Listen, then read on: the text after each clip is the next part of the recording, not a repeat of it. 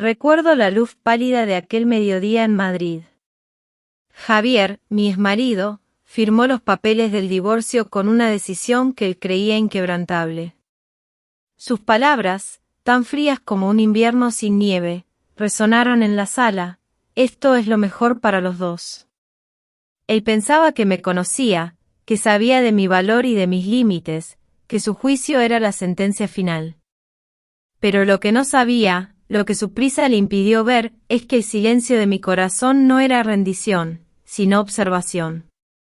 Una vida se gestaba en mí, un secreto que yo, Sofía Robles, protegía.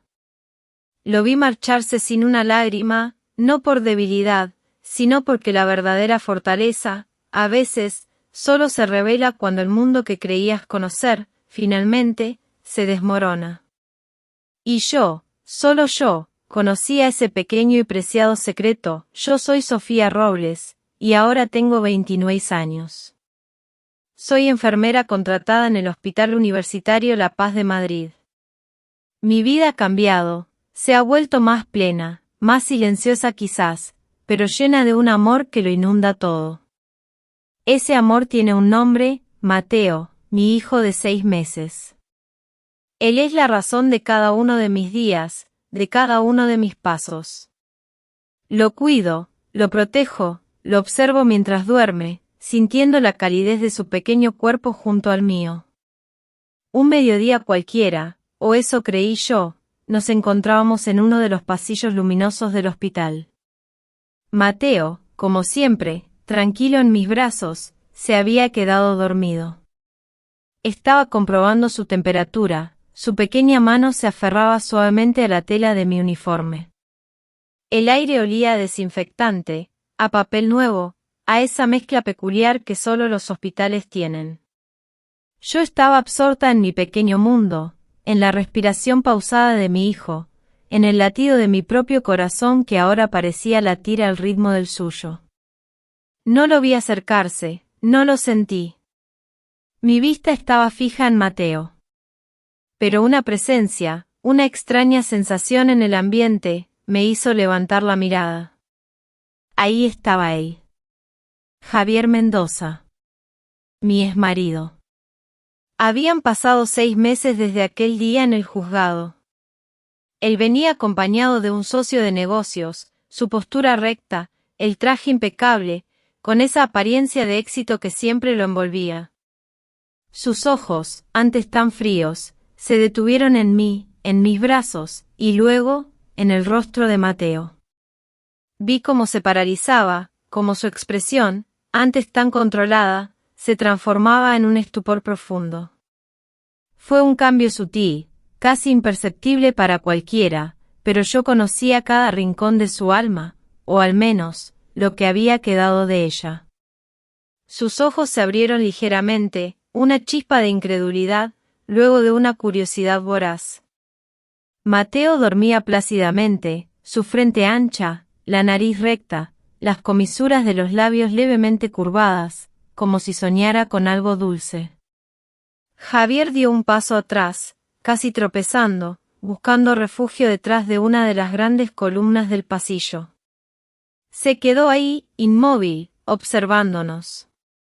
Noté su mirada, pero no le di importancia. En ese momento, mi mundo era Mateo, solo Mateo.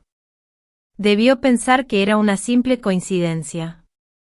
Madrid es una ciudad enorme, repleta de gente, de niños, las caras similares son algo normal, se diría a sí mismo. Pero, incluso desde donde yo estaba, pude percibir su inquietud, su mano apretando un maletín, la rigidez de sus hombros. La negación en su mirada era palpable, una lucha interna que yo, sin saberlo aún, había desatado. Entonces, la doctora Isabel, una joven residente, pasó junto a nosotros. Me preguntó, con una voz amable y discreta, por el estado del pequeño. ¿Se encuentra mejor hoy, Sofía? El pequeño Mateo sigue con malestar. Yo le sonreí, asintiendo. Sí, doctora, ha mejorado mucho. Estoy esperando los resultados para el alta.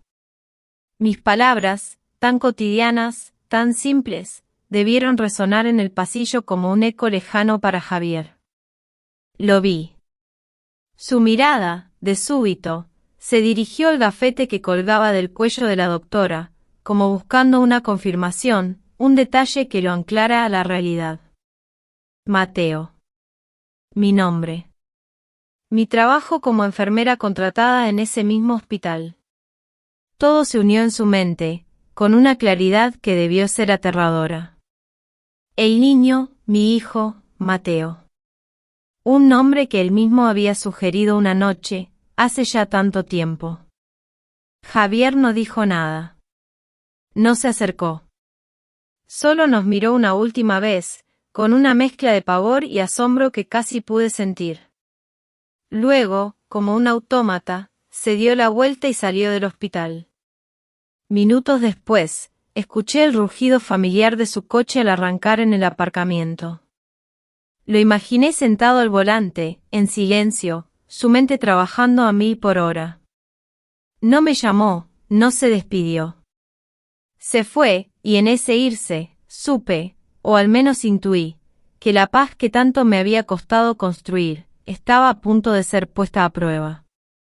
Él se había marchado con una verdad que lo atormentaría, una verdad que pronto buscaría desenterrar, a veces, cuando el silencio de la noche envuelve mi pequeña habitación en Carabanchel, mis pensamientos vagan hacia atrás, hacia aquel tiempo que parece una vida lejana. Me veo a mí misma, Sofía, con 26 años, y a Javier, con 31. Éramos tan jóvenes, tan llenos de esperanza. Recuerdo los primeros años de nuestro matrimonio en aquel pequeño piso en el distrito de Arganzuela. Era un lugar acogedor, siempre con las luces encendidas hasta tarde, lleno de risas y de planes. Soñábamos con una familia, con un hijo.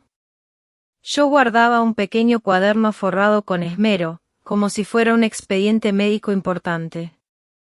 En él, anotaba meticulosamente los ciclos, las recetas nutritivas, los días fértiles.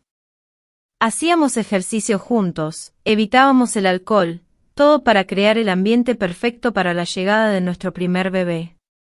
Cada mes, la espera de esa segunda raya roja en el test de embarazo era una mezcla de ilusión y nerviosismo. Y cada mes, la desilusión se colaba en nuestros corazones. Nos animábamos, nos decíamos que la próxima vez sería. Pero el tiempo, ese implacable testigo, empezó a tejer su propia historia. Al segundo año, el ritmo de vida de Javier cambió. Su empresa de construcción, Mendoza y Asociados, consiguió varios contratos importantes, entre ellos el ambicioso proyecto Mar Mediterráneo. Sus viajes de negocios se hicieron más frecuentes, sus reuniones comenzaban temprano y terminaban tarde. Las cenas que yo preparaba con tanto cariño, con 4 platos distintos, esperaban horas en la mesa de la cocina, para ser recalentadas una y otra vez, o tristemente, desechadas. Las pruebas de embarazo seguían dando un solo resultado, una sola raya. Cada vez que Javier me veía en silencio, con la mirada perdida, me decía suavemente, no te presiones, Sofía. No es bueno para ti. Pero luego, casi al instante, añadía, con una ligereza que dolía más que un golpe, quizás deberías hacerte más pruebas, Sofía. A ver si el problema es tuyo. Esas palabras, dichas con un tono tan calmado, se clavaban en mí como pequeñas agujas, sin hacer ruido, pero dejando una herida profunda. No pasó mucho tiempo antes de que la madre de Javier, Isabella, una mujer de Salamanca con un carácter fuerte y unas expectativas muy claras, viniera a visitarnos. Sus palabras no eran duras, pero sus ojos, su forma de reorganizar los platos en la alacena, como si quisiera poner en orden también la vida de su hijo, hablaban por sí solas. Un día, durante la comida, mientras me ponía un poco de sopa en mi plato, me dijo, con un tono que pretendía ser de preocupación, pero que sonaba a reproche, las chicas de hoy en día, con tanto trabajo y tanto estrés, deberían hacerse revisiones, hija. Para estar tranquilas, por la familia. Entendí el mensaje, entendí la presión, sentí el peso de sus palabras. Después de aquello, fui sola a la clínica ginecológica. Como enfermera, conocía los procedimientos, el olor a desinfectante, el ambiente de los consultorios. Pero estar del lado del paciente, sentarse a esperar, sentir esa incertidumbre, era una sensación completamente diferente. El resultado fue claro, difícil, pero no imposible. El médico me aconsejó ajustar mi ritmo de vida y mantener la calma. Guardé el informe médico en el cajón de la mesilla de noche. Pensé en decírselo a Javier, pero nunca encontraba el momento.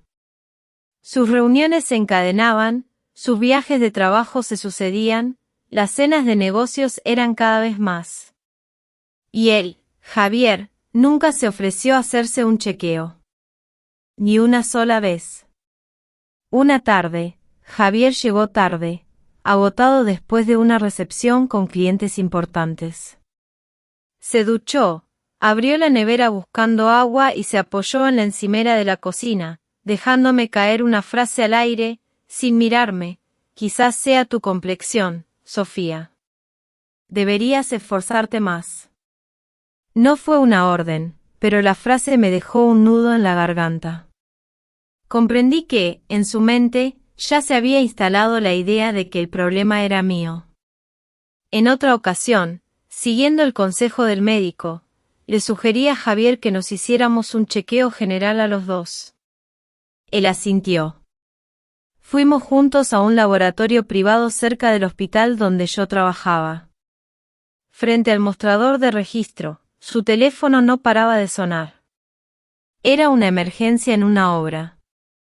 Se disculpó, dijo que volvería más tarde. No volvió. Él nunca volvió a ese laboratorio. Y así, poco a poco, los hilos que nos unían se fueron deshilachando. La esperanza se convirtió en un peso, las risas en silencios. Al tercer año, ya no volvíamos a leer juntos aquel pequeño cuaderno. Permanecía guardado en el cajón, como una caja de recuerdos sellada. Javier se iba más, traía más contratos, más números, más cansancio que no podía nombrar. Una noche, después de una discusión silenciosa, Javier pronunció una frase corta y lapidaria: quizás deberíamos vivir más tranquilos, Sofía, sin esperar nada. Asentí. Entendí que, para él, vivir tranquilo significaba no tener ya la esperanza que una vez compartimos. Y en lo más profundo de mi ser, aunque sabía que una familia no solo se construye con un hijo, también sabía que había un espacio en mi corazón que anhelaba la llamada de ser madre. No culpaba a nadie por ello. Solo aceptaba la verdad y me preparaba en silencio para cualquier posibilidad. El destino, a veces, tiene una forma cruel y maravillosa de revelarse en los momentos más inesperados. Una semana antes de la audiencia de divorcio, cuando ya todo parecía escrito, cuando la resignación se había instalado en mi corazón como una vieja amiga, mi cuerpo me dio una señal inconfundible. Un retraso. Fui a la clínica ginecológica, mi propio lugar de trabajo, pero esta vez, yo era la paciente. El resultado confirmó lo que apenas me atrevía a creer: estaba embarazada. Recuerdo ese instante con una claridad dolorosa. Salí del consultorio, el informe en la mano, y me senté en un banco de piedra detrás del hospital. El sol de otoño, frío y pálido, me acariciaba el rostro. Mi corazón latía desbocado, en una mezcla de miedo y una alegría que me abrumaba. ¿Miedo a qué? ¿A la responsabilidad, a la soledad, a lo que esto significaría? ¿Y alegría por qué? Por la vida, por el milagro que se gestaba dentro de mí. Mi mente comenzó a batallar. ¿Debía llamar a Javier de inmediato?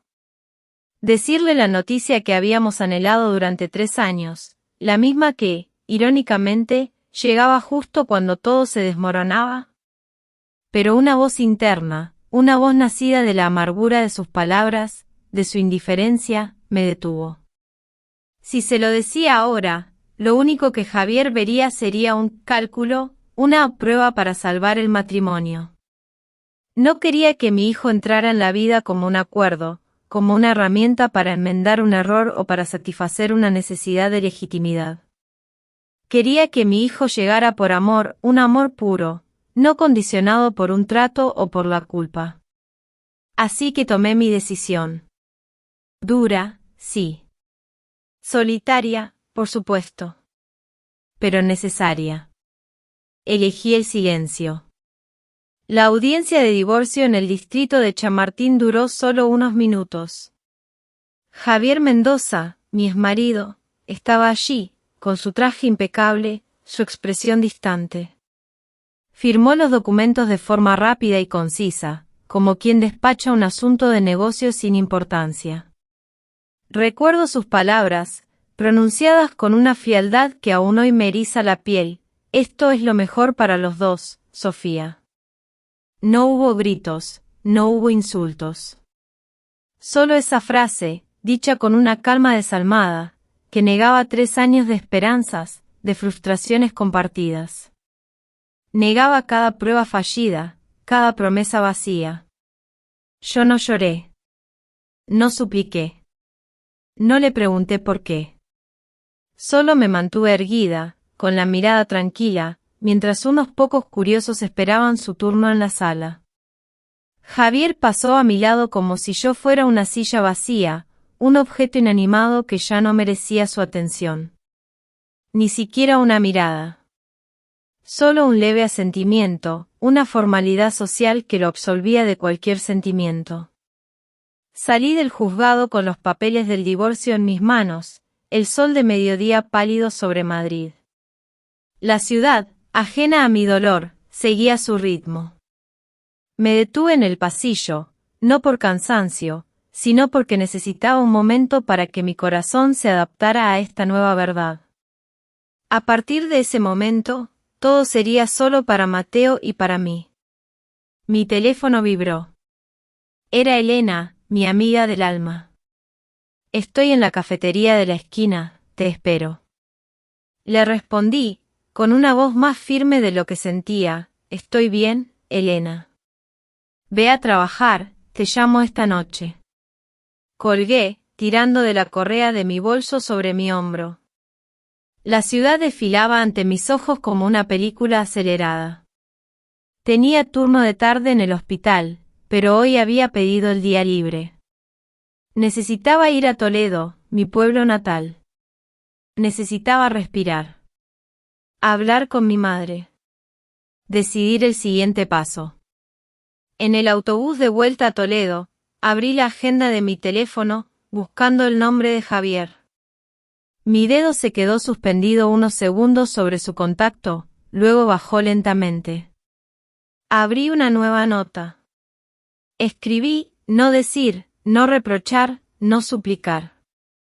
Mi hijo nacerá por amor, no por un trato. Esas palabras, tan cortas y concisas, eran un compromiso conmigo misma. Eran mi ancla en medio de la tormenta. Al llegar a Toledo, mi madre, María, me esperaba en la puerta de casa. Pequeña, con los ojos cansados de preocupación por los meses de mi matrimonio inestable. La abracé fuerte y solo le dije: estoy bien, mamá. No mencioné a Javier, no le hablé del juzgado, y aún no le dije nada sobre el bebé. Esa noche, mientras escuchaba la radio de los vecinos, coloqué mi mano sobre mi vientre a un plano y susurré, apenas sin voz: de ahora en adelante, cada decisión debe considerar una vida más.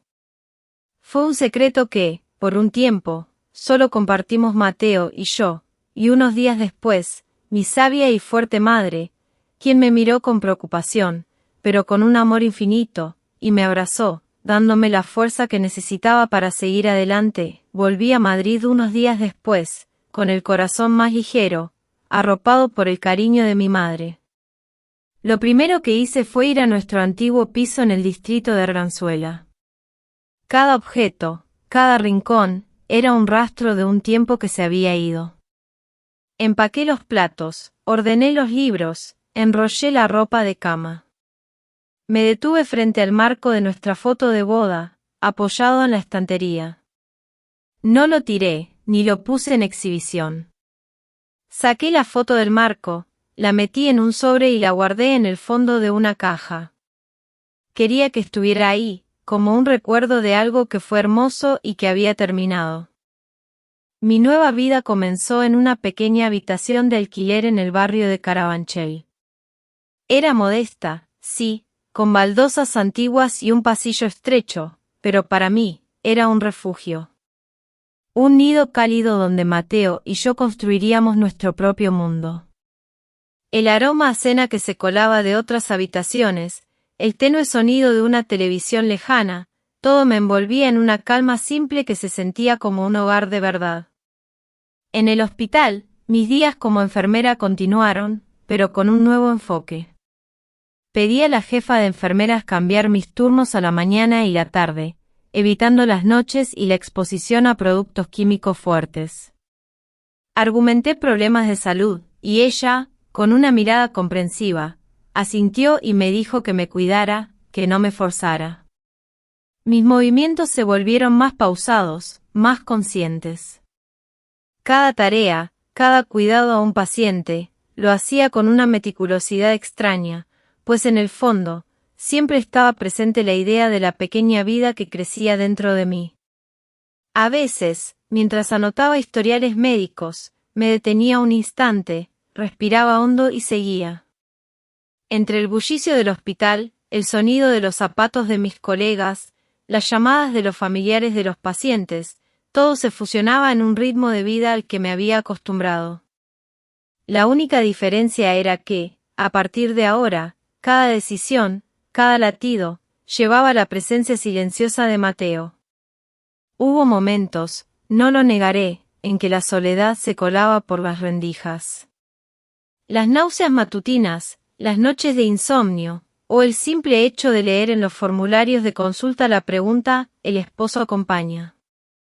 Esas pequeñas cosas, tan insignificantes para otros, se convertían en punzadas. Compuse mensajes de texto para Javier no menos de 10 veces, mis dedos flotando sobre la pantalla, pero siempre me detenía antes de la tercera palabra. Sabía que si él regresaba por Mateo, no podría distinguir si era por amor o por un simple deber. Había vivido demasiado tiempo con la sensación de ser valorada, medida, y no quería repetir eso.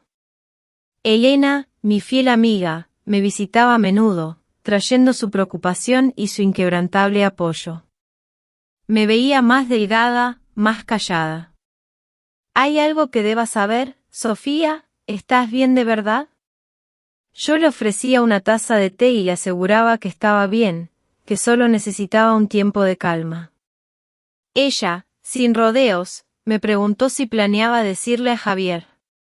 Negué con la cabeza. No es el momento, Elena. Me temo que si lo digo ahora, todo se convertirá en un problema de responsabilidad. No quiero que mi hijo abra los ojos y escuche solo argumentos de lo que le toca o lo que es justo. Elena suspiró. Solo me preocupa que te agotes, Sofía. Le respondí lentamente, la fatiga se puede dividir día a día, pero el daño solo uno mismo puede superarlo. Esas palabras, Elena las guardó, y comprendió mi silencio. En mi pequeño rincón de Carabanchel, mi rutina se afianzó. Preparaba una lista de tareas, controlar mi embarazo regularmente, ahorrar dinero de mi sueldo modesto, adaptar mi horario. No había ni una sola línea dedicada a informar a mi exmarido. No era una decisión impulsiva, sino una elección consciente y meditada. Un día, mientras ordenaba mi pequeño estante de libros, coloqué mi cuaderno de seguimiento del embarazo junto a un manual de cuidados pediátricos que usaba en el hospital. Dos mundos que parecían separados, ahora se unían de forma tan natural. La cuidadora y la madre. Me detuve frente a la ventana entreabierta, pensando en el día del parto. En mi mente, recreaba escenarios, llamar a un taxi, preparar la bolsa de maternidad, contactar a una colega cercana como respaldo. Escribí todo en una lista que pegué en el armario. No había una sola mención a Javier Mendoza. Por las noches, tumbada en mi cama, con una mano sobre mi vientre, susurraba un nombre. Mateo. Mateo, corto y fuerte. Quería que mi hijo tuviera un nombre que sonara a tierra, a firmeza. Y en cuanto a su apellido, sería Robles, el mío, hasta que la verdad, por sí misma, encontrara su propia voz. No estaba borrando a Javier de la historia de Mateo, pero tampoco lo ataría con una cuerda invisible. Si algún día él volvía a aparecer, tendría que ser por amor, por la persona que yo era, no por una obligación. Sentía como Mateo crecía dentro de mí. Cada patadita era un recordatorio de mi fuerza, de mi capacidad para seguir adelante. Me repetía a mí misma, como un mantra, de ahora en adelante, cada decisión debe considerar una vida más. Y con esa certeza, esa calma interior, me preparaba para el día en que mi pequeño Mateo llegaría al mundo. Volvamos a aquel pasillo luminoso del Hospital La Paz, a ese momento en que la vida de Javier, sin que él lo supiera, empezó a dar un giro. Mientras yo, ajena a su presencia, hablaba con la doctora Isabel sobre el alta de Mateo, Javier seguía observándonos, oculto tras la columna. Pude sentir su mirada, una corriente fría y penetrante. Él, el hombre de negocios calculador, se enfrentaba a una imagen que desafiaba toda su lógica. Mateo, mi pequeño Mateo, seguía durmiendo. Su rostro inclinado hacia mí, la frente ancha, la nariz recta, esas comisuras de los labios ligeramente curvadas. No era solo la ternura de un bebé lo que lo conmovía. Era una sensación de familiaridad, profunda, casi ancestral. No familiar como cualquier cara de bebé bonita, sino familiar como al ver una versión en miniatura de sí mismo en las viejas fotos de su infancia que su madre, Isabella, guardaba con celo. Javier tragó saliva. Lo vi dar medio paso atrás, tratando de recuperar la compostura. Se repetía a sí mismo, esto es solo una coincidencia. Madrid está lleno de gente, hay muchos niños, las caras similares son normales. Pero, al bajar la mirada a sus manos, se dio cuenta de que sus palmas estaban sudorosas. Él, un hombre que rara vez perdía el control de su cuerpo, se sentía inquieto por esta extraña sensación. Yo, mientras tanto, seguía inmersa en mi rutina de enfermera y madre. Comprobaba las anotaciones, programaba la próxima vacuna, llamaba para confirmar una cita. De vez en cuando, me inclinaba suavemente y le daba unas palmaditas en la espalda a Mateo. Él respiraba con calma, profundamente dormido.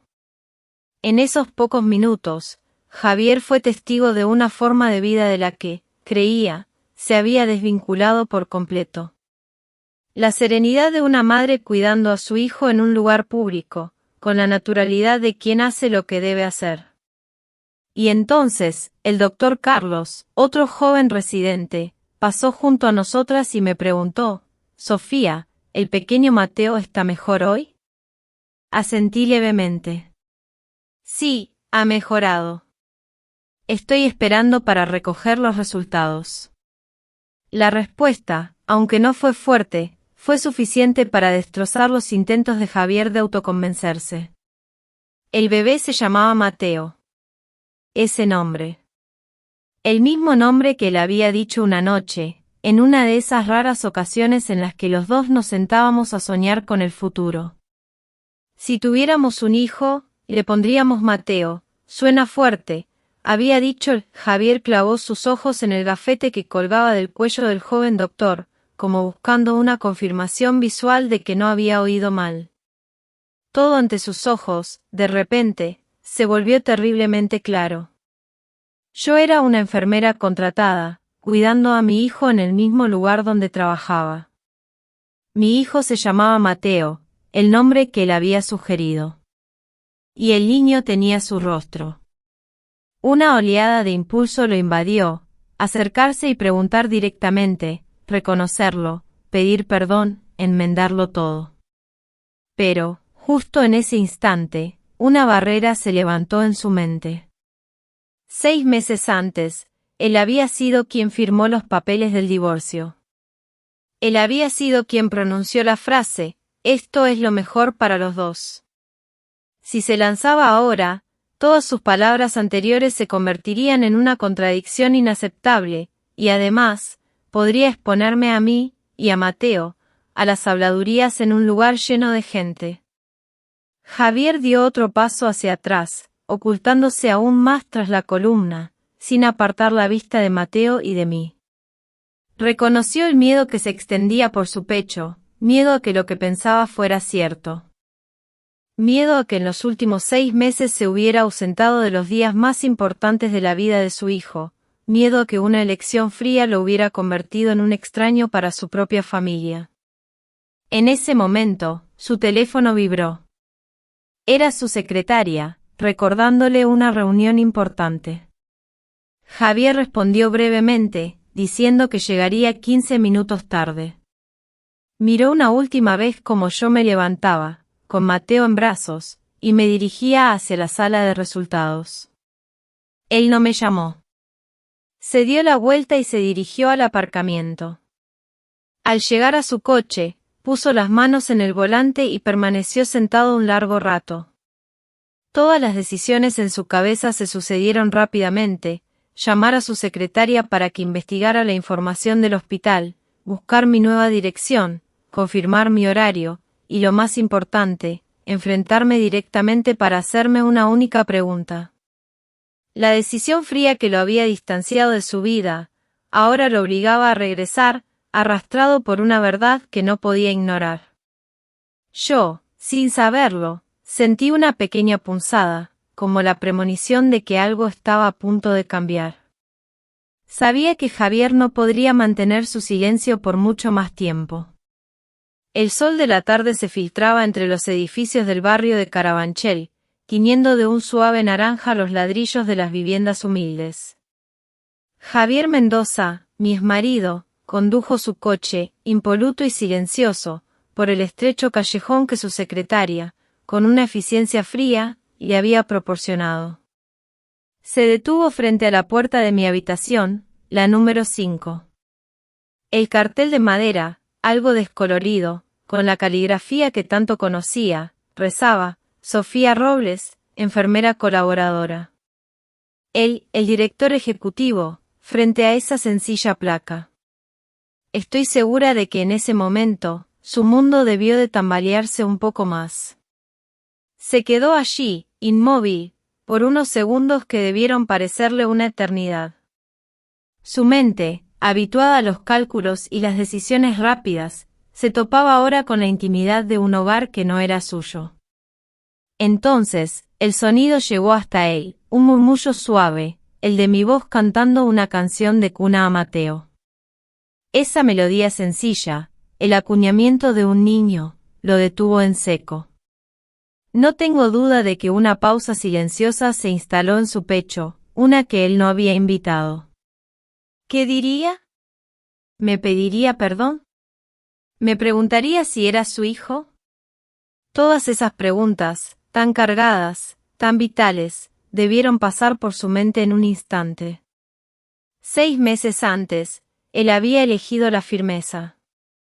Hoy, esa misma firmeza convertía cada palabra que intentara pronunciar en un eco incómodo. Escuché un golpe suave en la puerta.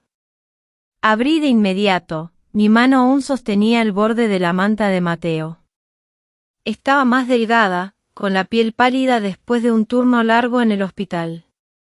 Mis ojos lo miraron directamente, con la misma calma con la que enfrentaba a un familiar preocupado, a un paciente asustado o a un médico en una reunión de turno. ¿Qué haces aquí?, pregunté, mi voz tranquila, uniforme. Javier tragó saliva, esforzándose por mantener su voz firme. Quería verme. Y quería ver a nuestro hijo. La frase salió corta, sin rodeos.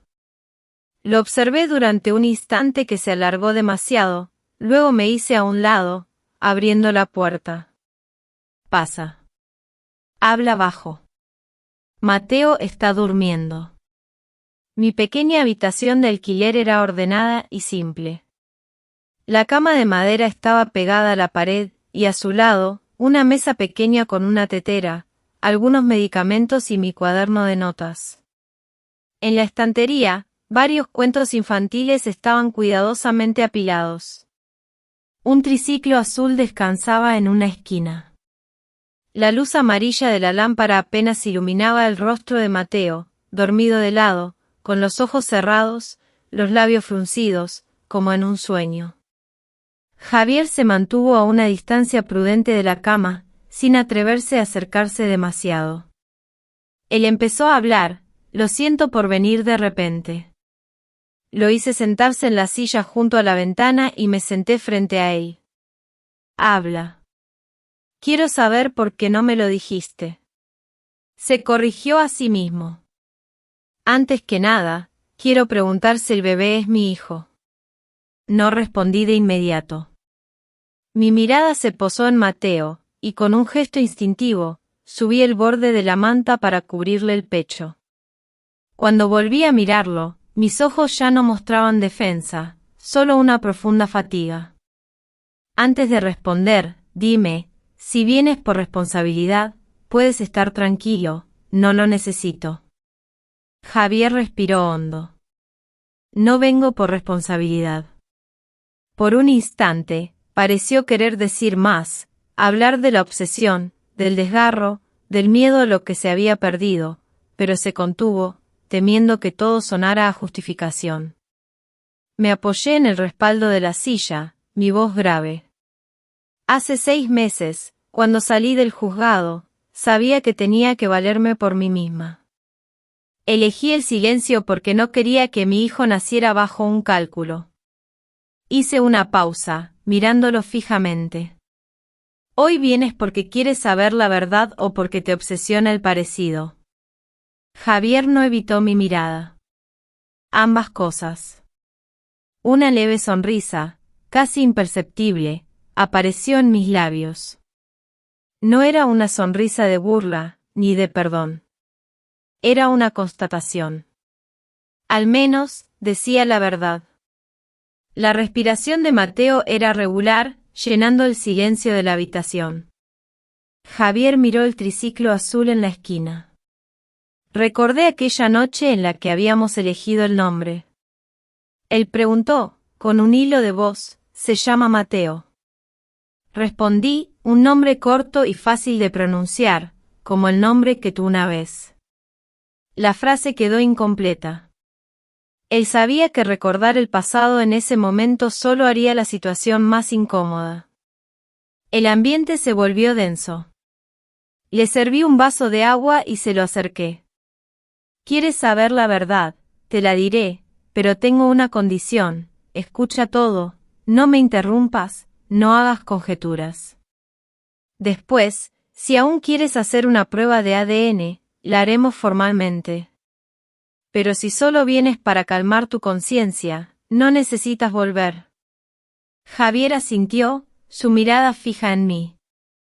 La puerta de la habitación se había abierto, pero la línea, la barrera, seguía ahí, palpable. Lo que cruzaría esa barrera solo podría responderse con las acciones de los días siguientes. Tal como habíamos acordado, Javier y yo nos dirigimos al centro de genética clínica. Él llegó a la puerta de mi habitación en Carabanchel con una pequeña mochila. Dentro llevaba un termo con agua tibia, una toalla, pañales y varios paquetes de toallitas. No dijo mucho. Yo coloqué a Mateo en su carrito, comprobé la manta, le puse un gorrito. Los tres caminamos rápidamente por el callejón, que aún conservaba la humedad de la noche. En la recepción del centro de análisis, Javier se encargó de los trámites, solicitando la máxima confidencialidad para los resultados. Solo se registraron nuestros 2 números de contacto. Cuando el personal médico explicó el procedimiento, él se limitó a asentir, sin interrumpirme. Una vez tomada la muestra, senté a Mateo en una silla para darle la leche. Javier se sentó frente a nosotros, apretando suavemente la correa de su mochila. Quiso decir algo, pero se contuvo. Al salir del centro, solo pronunció una frase: cuando tengamos los resultados, yo seré el primero en venir.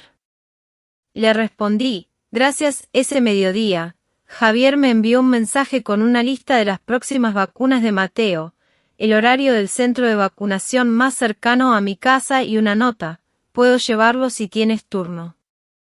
Leí la lista, bien organizada, y respondí: puedo encargarme yo. Te avisaré si necesito ayuda. Pero el silencio no duró mucho. Al día siguiente, una llamada anónima llegó al teléfono de Javier.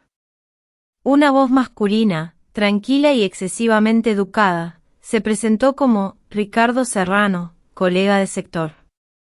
Le advirtió que la prensa empezaba a interesarse por su vida familiar y le ofreció coordinar medios, si lo necesitaba, siempre que ambas partes salgan beneficiadas.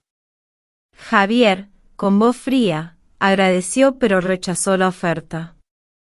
Ricardo Serrano rió suavemente: aunque no necesite ayuda, debería estar prevenido. He oído que hay un resultado de ADN muy interesante. Le deseo suerte. Le deseo suerte. La llamada se cortó, dejando a Javier con un gran interrogante: ¿cómo sabía su rival el día y la hora de un análisis supuestamente secreto?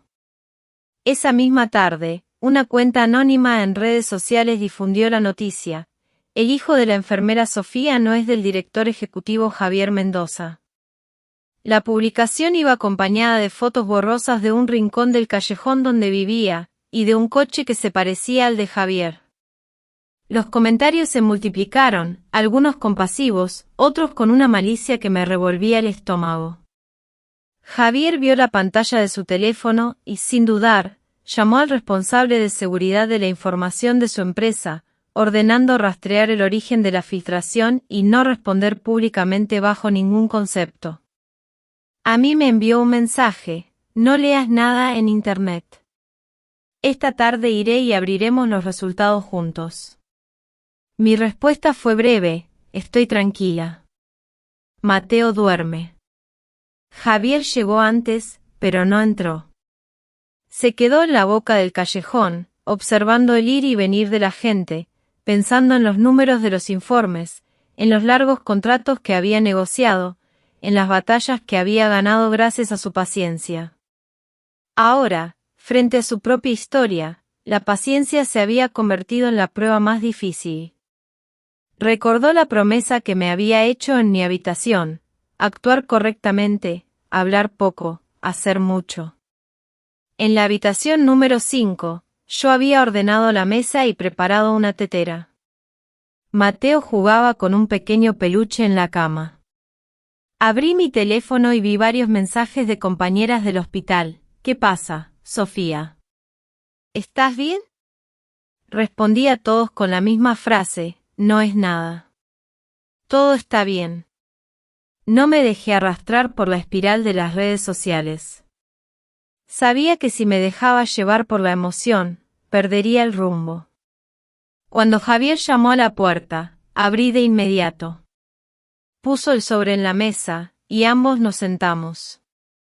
Ninguno de los dos mencionó la publicación anónima, ni la llamada de Ricardo Serrano. Elegimos una forma diferente, mirándonos, concentrados en lo que teníamos delante. Javier me miró, hizo una última pregunta antes de romper el sello del sobre: ¿estás preparada? Asentí. Preparada. Afuera, en el pasillo, se oía la televisión de un vecino con las noticias. En mi pequeña habitación, la verdad estaba a punto de ser nombrada.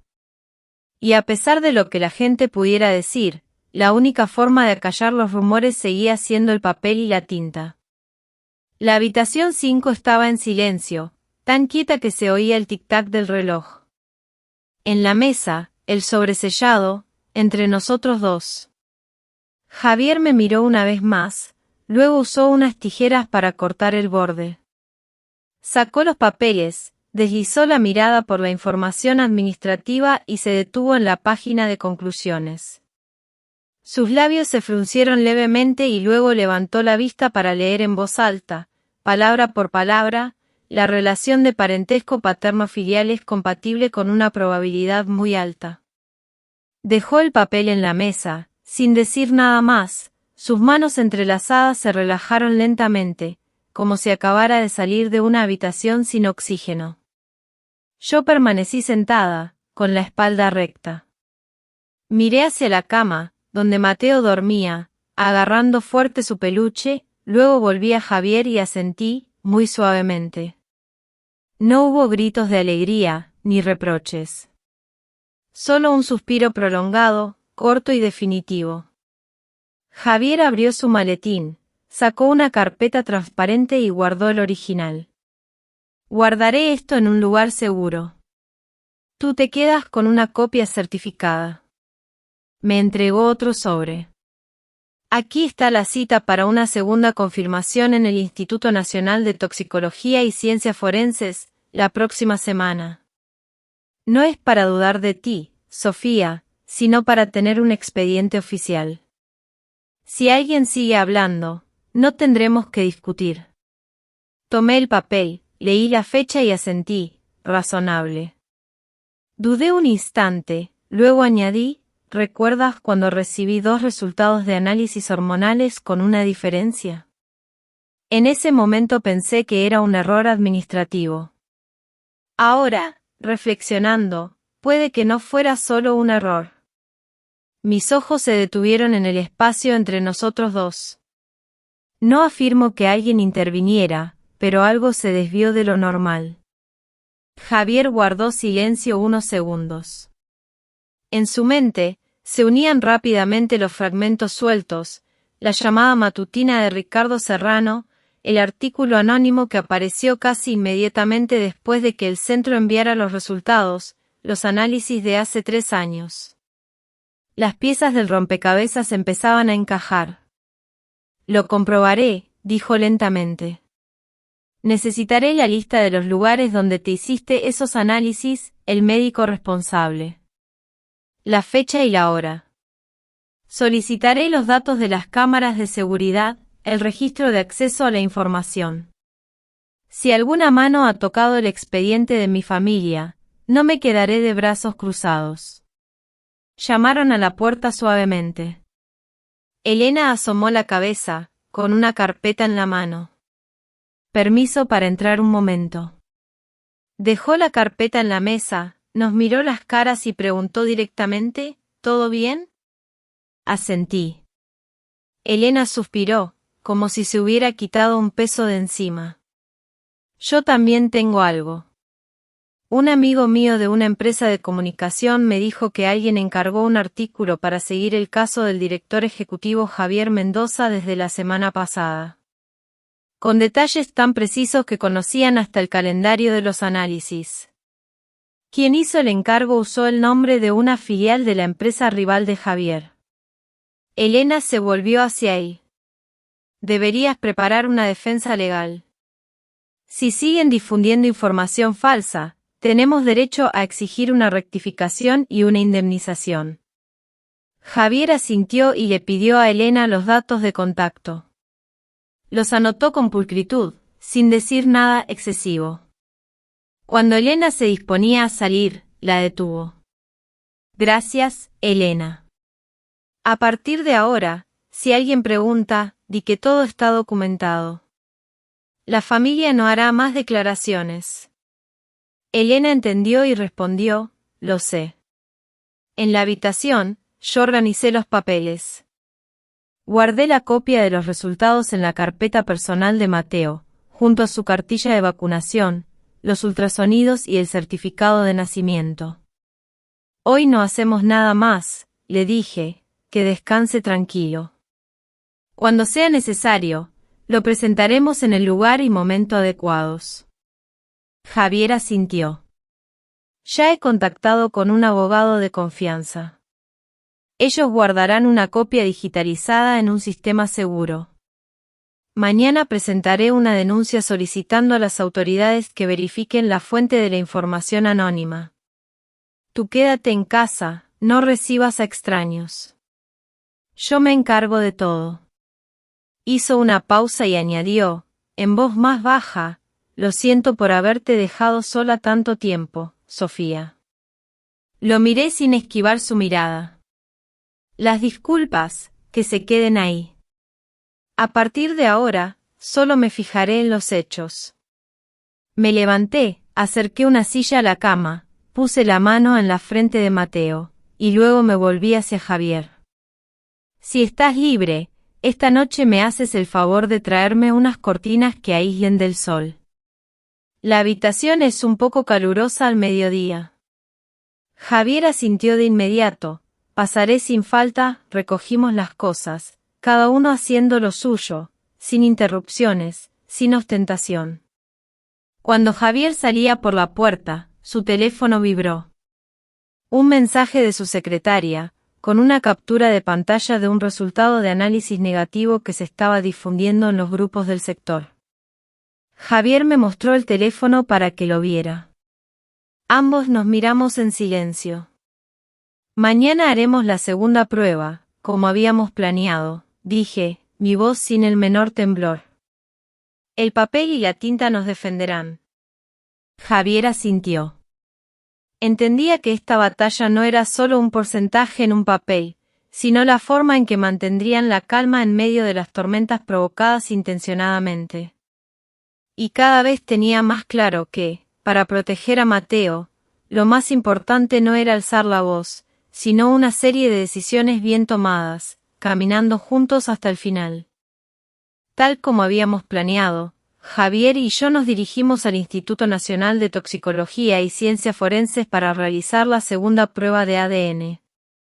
Todos los trámites se llevaron a cabo con la máxima discreción y transparencia, con el abogado de Javier presente como testigo de todo el proceso. Fue una mañana tranquila, sin la prisa ni la tensión de la primera vez. A partir de ese día, Javier empezó a aparecer con una regularidad que, aunque discreta, se hizo notoria. Una tarde, me esperó al final del callejón cuando volvía del hospital. No entró a la habitación. Simplemente me entregó una bolsa con varias cosas, leche, la misma marca que el pediatra nos había recomendado, varias prendas de ropa fina para Mateo, y un termómetro digital para la frente. Me dijo, se lo he preguntado al pediatra, dicen que este tipo es fácil de usar. Lo miré, abrí la bolsa y asentí, gracias. Una noche, Javier llegó tarde después de una reunión. Mateo estaba inquieto y lloraba. Yo lo llevaba en brazos, paseando por la habitación, mis hombros ya cansados. Javier dudó un instante y luego se ofreció, déjame que lo coja yo. Lo tomó con movimientos torpes, su frente se cubrió de sudor, sus brazos cada vez más rígidos. Lo guié suavemente, sujeta la cabeza un poco más alta, dale suaves palmaditas en la espalda, justo aquí. En solo unos minutos, Mateo dejó de llorar y cerró los ojos, adormilado. Javier suspiró, observando al niño tranquilo en sus brazos, su voz se hizo pequeña, he perdido demasiadas cosas. En su empresa, Javier empezó a cambiar su horario de trabajo. Rechazó varias citas con clientes que no eran esenciales y delegó parte de sus reuniones en su director adjunto. Sus colegas se sorprendieron y empezaron a especular. Javier no dio explicaciones.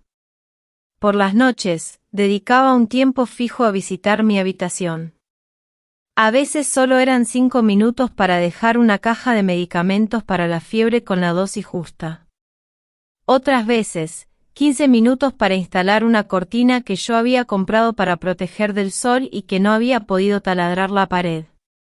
Había noches en que no entraba, solo me enviaba un mensaje, dejé una bolsa de leche en la puerta, recógela, por favor. Elena, que observaba todo desde la distancia, me llamó aparte una semana después.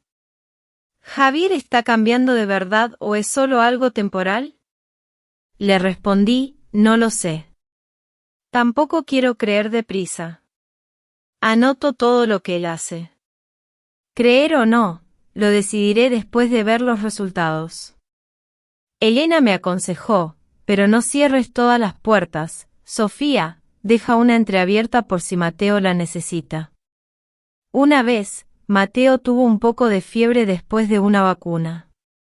En mitad de la noche, le envié un mensaje breve a Javier, Mateo tiene fiebre de 38 grados y medio.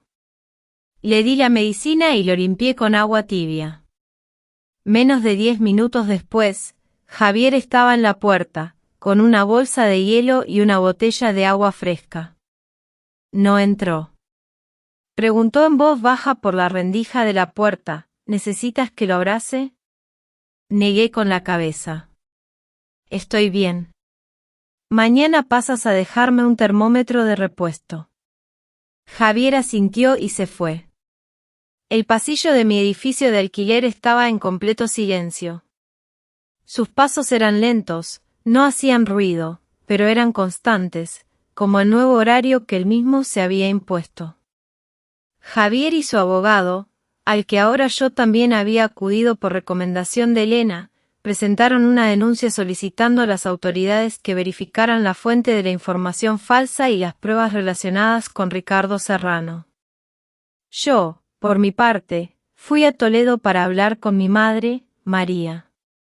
Le conté sobre Mateo y los recientes acontecimientos. Ella me escuchó con preocupación, pero también con respeto por mis decisiones. «Hija, ¿qué quieres hacer?», me preguntó. Días después, Javier trajo a su madre, Isabella, de Salamanca. Ella se detuvo en la puerta de mi habitación, observando a Mateo que se apoyaba en el borde de la cama, intentando ponerse de pie. No dijo nada de inmediato. Se acercó y extendió los brazos. Mateo, al ver su rostro amable, le sonrió ampliamente y estiró sus pequeñas manos para tocarle la mejilla. Isabella lo abrazó, con los ojos llenos de lágrimas, y luego se volvió hacia mí. «Gracias, hija», me dijo. Javier escribió una carta de compromiso a mano, la puso en la mesa frente a mí. Compromiso de Javier Mendoza.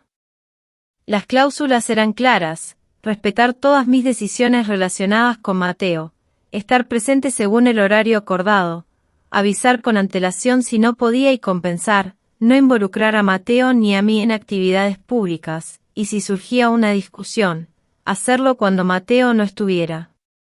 Si violaba alguna de estas condiciones, aceptaría que yo retirara la puerta abierta. Leí el documento en silencio durante un buen rato. No tenía prisa por firmar. Doblé el papel y lo guardé en la carpeta, junto a los resultados de ADN. Este papel tú guardas una copia más.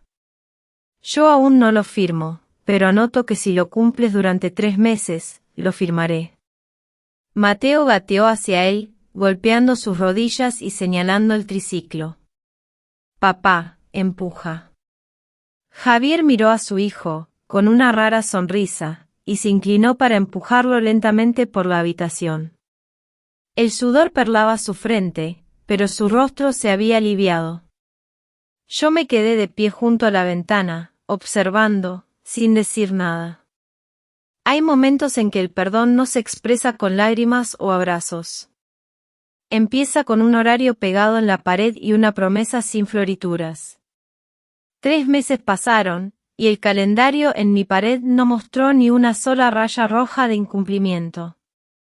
Cada martes por la mañana, Javier Mendoza, puntual como un reloj, llevaba a Mateo a sus citas de vacunación o al pediatra. Los jueves por la tarde, él venía a cuidar a Mateo para que yo pudiera disfrutar de una larga siesta reparadora. Y los domingos, los 3 íbamos juntos al Parque del Retiro, paseando alrededor del lago, visitando la zona de juegos infantiles. En su empresa, Javier había delegado responsabilidades adecuadamente, recortando las reuniones con clientes innecesarias.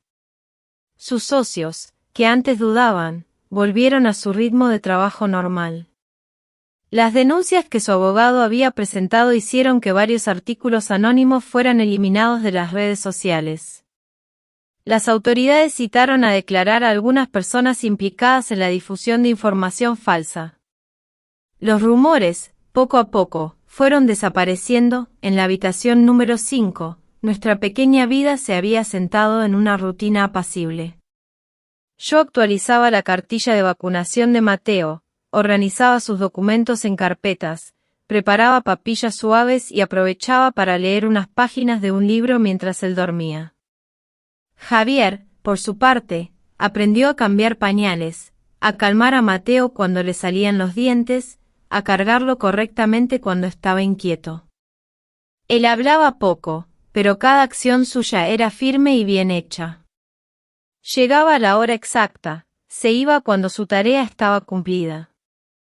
Su forma de llamar a la puerta ya no era la dudosa y vacilante del principio, sino tranquila, ordenada, sin estridencias.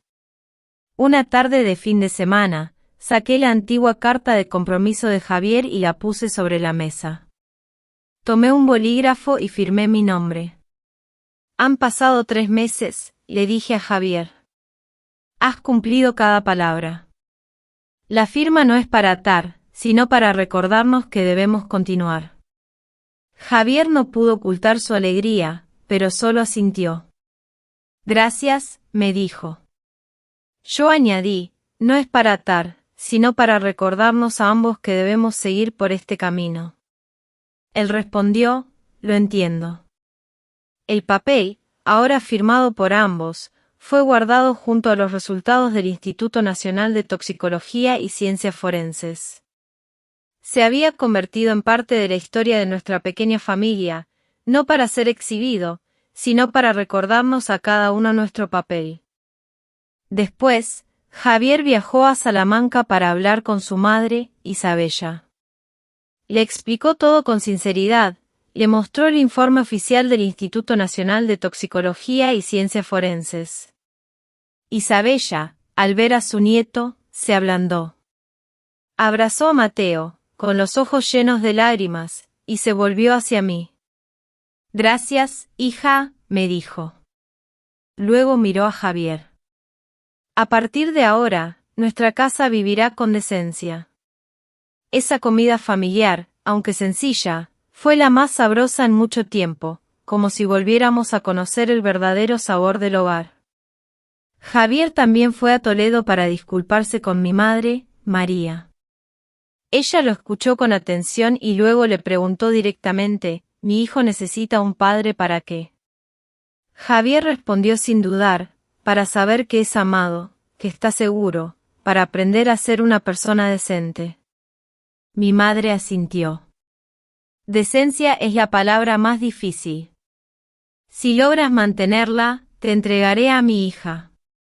Después de la comida, mi madre le entregó un pequeño pañuelo de muselina antiguo, uno que había comprado de más cuando yo era una recién nacida. Te lo doy para que te recuerde las noches en que ella, sola, llevaba a nuestro hijo al médico, le dijo. Javier tomó el pañuelo, inclinando la cabeza. Era de tela fina, pero en sus manos se sentía pesado, como una losa de piedra. Javier y yo cuidábamos a Mateo juntos, sin la distancia ni la incomodidad de antes. Las pequeñas tareas cotidianas se volvieron gestos de conexión. Un día, Javier recibió una llamada del investigador. Hay suficientes pruebas para procesar el acto de difusión de información falsa. Le informaremos cuando haya novedades. Javier no sintió alegría por la victoria ni satisfacción por la derrota. Solo un suspiro de alivio. Me envió un mensaje, todo se está calmando. Le respondí, lo sé. Acabo de terminar de hacer la papilla. Esos mensajes cortos, sin adornos, eran ahora un lazo cálido y auténtico entre nosotros. Una tarde de domingo, el Parque del Retiro en Madrid estaba lleno de gente, la brisa suave acariciaba los árboles. Javier empujaba el triciclo azul de Mateo. Yo caminaba a su lado, con una botella de agua en la mano. Mateo, lleno de energía, no paraba de hacer preguntas que nos hacían reír a los adultos. «Papá, ¿por qué hay tantos árboles?», preguntó. Javier respondió, con una sonrisa, «Para esconderte, mi amor». Mateo, mirando hacia mí, siguió, «Mamá, puedo tener 2 apellidos». Le dije con cariño, «Cuando quieras, mamá te contará tu historia». Un momento después, Mateo alzó la vista, con una inocencia desarmante, «Papá, mamá, se van a casar de nuevo para que yo sea el padrino». Javier y yo nos miramos y estallamos en una carcajada. Javier se inclinó y le preguntó en voz baja, «¿Y qué hace un padrino?». Mateo respondió como si se lo hubiera aprendido de memoria, se para en medio y dice fuerte, «Papá y mamá, coged mi mano». Yo agité mi mano suavemente, «Padrino pequeñito, habla más bajo». Los 3 reímos, una risa ligera y liberadora, como un nudo que se desata por fin. Nos detuvimos en un banco junto al lago. Javier sacó de su bolsillo una foto antigua de nuestra boda. Los 2 sonreíamos radiantes, con las manos sobre mi vientre, esperando algo que aún no llegaba. La puso sobre la madera del banco, y junto a ella, otra foto, recién hecha esa misma semana, los 3, frente a la puerta de mi habitación de alquiler, con la cortina que protegía del sol detrás, Mateo abrazando fuerte el cuello de Javier. Javier habló lentamente, «No pido volver a ser como antes, Sofía. Pido poder acompañarte, cumplir bien mi papel de padre, y si un día te sientes lo suficientemente segura, hablaremos de otras cosas». Miré las 2 fotos, las doblé y las guardé en mi bolso. Estar juntos ya es mucho, Javier. El resto, que lo responda el tiempo. La tarde caía, el sol se inclinaba, y las sombras de los 3 se unían en el camino. Mateo se soltó de nuestras manos, corrió un poco y luego se volvió, extendiendo sus bracitos hacia nosotros. «Papá y mamá, coged mi mano». Los 2 le cogimos la mano. No necesitamos decirnos nada más. Todas las promesas se habían convertido en acciones, en un calendario de visitas, en un compromiso escrito, en citas de vacunas puntuales, en noches consolando a Mateo cuando tenía fiebre, en disculpas que se decían con hechos, no solo con palabras. De camino a casa, Javier detuvo el coche en la entrada del callejón. Ya era su costumbre. Se quedó de pie, mirando hacia la ventana de la habitación número 5, ahora iluminada. Yo subí a Mateo en brazos y, al darme la vuelta, le di un breve asentimiento. No había necesidad de inclinar la cabeza, ni de ocultar lágrimas. Era una señal clara. El camino estaba despejado, y seguiríamos avanzando, despacio, con paso firme, sin hacer ruido. El amor, pensé mientras arropaba a Mateo, no son palabras bonitas. Es cada pequeña acción bien hecha, repetida cada día. Fuera, la ciudad se extendía en la noche, serena. Dentro de la pequeña habitación, una familia se estaba formando de la manera más sencilla. Desde la verdad, desde la responsabilidad y desde unas manos que se unieron en el momento justo. Javier había fracasado, no por falta de dinero o poder, sino porque había juzgado a Sofía por su apariencia, por su rol y su estatus, ignorando su valor intrínseco y su fuerza silenciosa. La consecuencia de su arrogancia, de su desprecio hacia su compañera, fue perderse los primeros e irreemplazables meses de la vida de nuestro hijo, un precio que ninguna riqueza podía compensar y que solo la más humilde de las rectificaciones podía empezar a subsanar. La causa profunda de la indiferencia y la posterior traición de Javier no residía en una supuesta debilidad de Sofía, sino en la inseguridad inherente y el ego frágil del propio hombre. Él necesitaba sentirse indispensable, el pilar sobre el cual todo se sostenía. Al enfrentarse a una mujer autónoma, silenciosa pero inquebrantable como Sofía, quien había construido su vida y criado a Mateo con dignidad, Sin una sola súplica o reproche, su mundo interior se desmoronó. La autosuficiencia de Sofía, paradójicamente, reveló la vulnerabilidad de Javier. La verdadera victoria de Sofía no se tejió con hilos de venganza ni con el deseo de humillar a su exmarido. Su triunfo residió en la inquebrantable dignidad con la que se retiró, sin explicaciones ni lamentos, aferrándose a su verdad y a sus valores.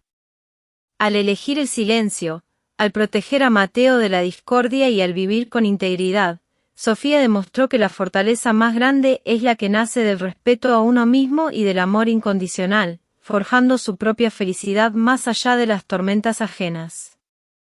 Y así, la vida nos enseñó que la verdadera riqueza del espíritu reside en la humildad y la verdad. Porque al final, la dignidad no se negocia, se vive. ¿Y tú, qué eliges cuando la vida te enfrenta a tu propia verdad? La historia de Sofía, Javier y el pequeño Mateo termina aquí. ¿Qué piensan ustedes de las decisiones de Sofía y Javier?